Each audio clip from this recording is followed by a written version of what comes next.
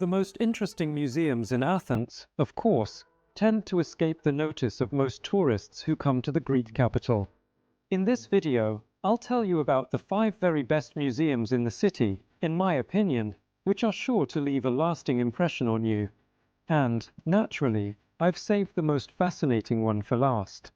And for my most patient viewers who watch this video to the end, I have one more little surprise.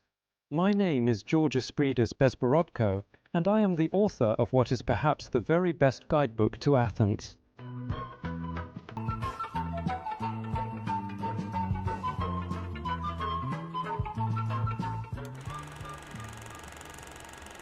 The first of these museums, which opened not so long ago in the distinguished presence of the Prince of Wales and the Duchess of Cornwall, now the reigning monarchs of the United Kingdom, the National Gallery Alexandros Soutsos, located not far from Evangelismos metro station, is the most comprehensive collection of Greek painting from the past 200 years.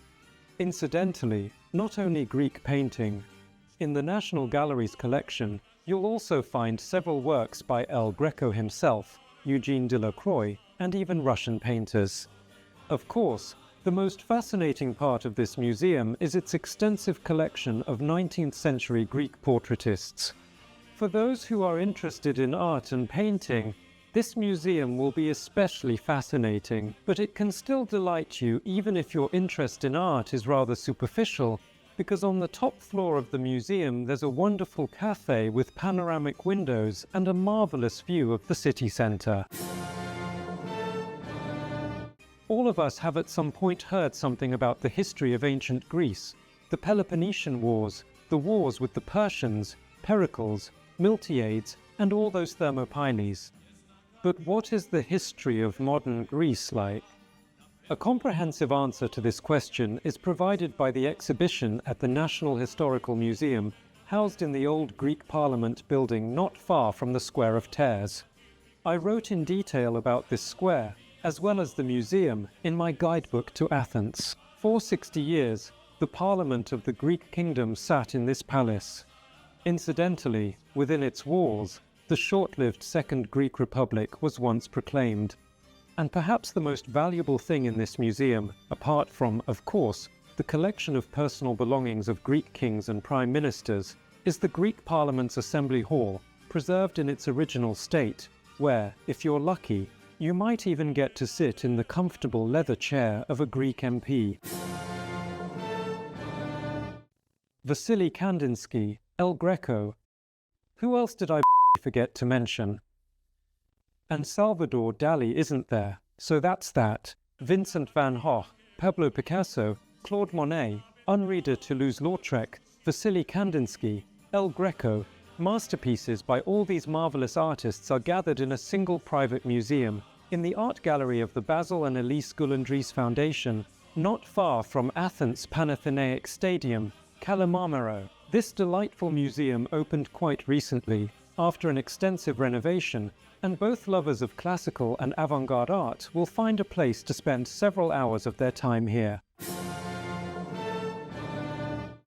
Life in a rented flat is not exactly what you'd expect from a monarch. Still, Greece is a rather contrasting country and, well, unusual in its own way.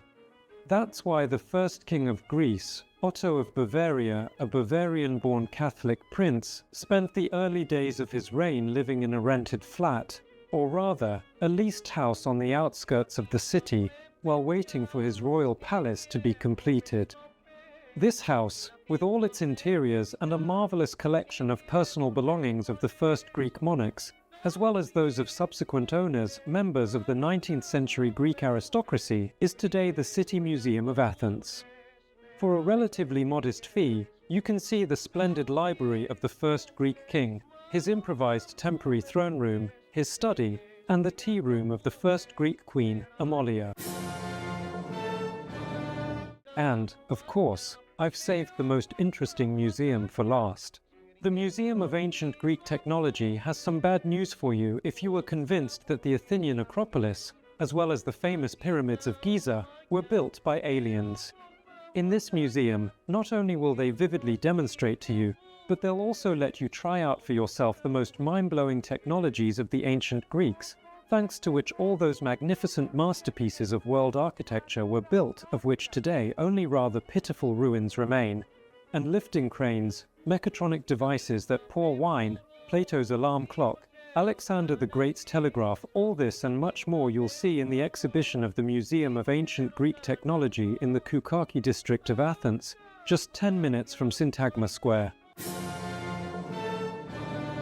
As a bonus for my most patient viewers who have watched this video to the end, I'll also tell you about the Athens Automobile Museum, which is housed in a purpose-built building not far from Victoria Station on the Green Line of the Athens Metro.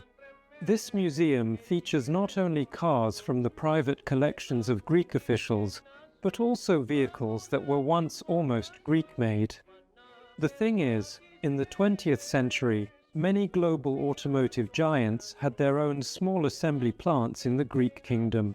Brands such as Renault, Mercedes, and Rolls-Royce were assembled right here in Athens. And in this museum, you can see, for example, Greek taxicabs from the early 20th century or British sports cars assembled in Greece.